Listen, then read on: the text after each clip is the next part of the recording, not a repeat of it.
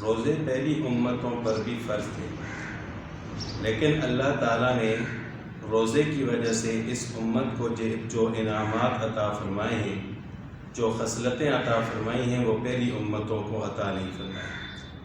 5 خصلتیں ایسی ہیں اللہ تعالیٰ نے جو اس امت کو عطا فرمائی ہیں۔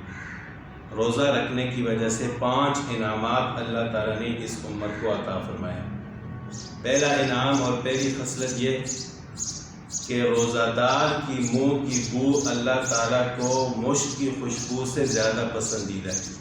یہ خصلت اللہ تعالیٰ نے صرف اس امت کو عطا فرمائی۔ دوسری یہ کہ روزانہ اللہ تعالیٰ جنت کو مزین فرماتے ہیں اور جنت سے فرماتے ہیں کہ عنقریب میرے بندے بھوک اور پیاس اور مشقت برداشت کر کے تیرے اندر داخل ہونے والے ہیں۔ تیسری خصلت یہ کہ سرکش شیاطین کو قید کر دیا جاتا ہے۔ اور چوتھی خصلت یہ کہ افطار تک فرشتے روزہ دار کے لیے رحمت کی دعا کرتے ہیں۔ اور 5ویں خصلت اور انعام اللہ تعالیٰ نے اس امت کو یہ عطا فرمایا ہے کہ اللہ تعالیٰ رمضان کی آخری رات روزہ داروں کی مغفرت فرماتے ہیں۔ صحابہ کرام نے پوچھا کہ یا رسول اللہ صلی اللہ علیہ وسلم کیا یہ لیلۃ القدر ہے؟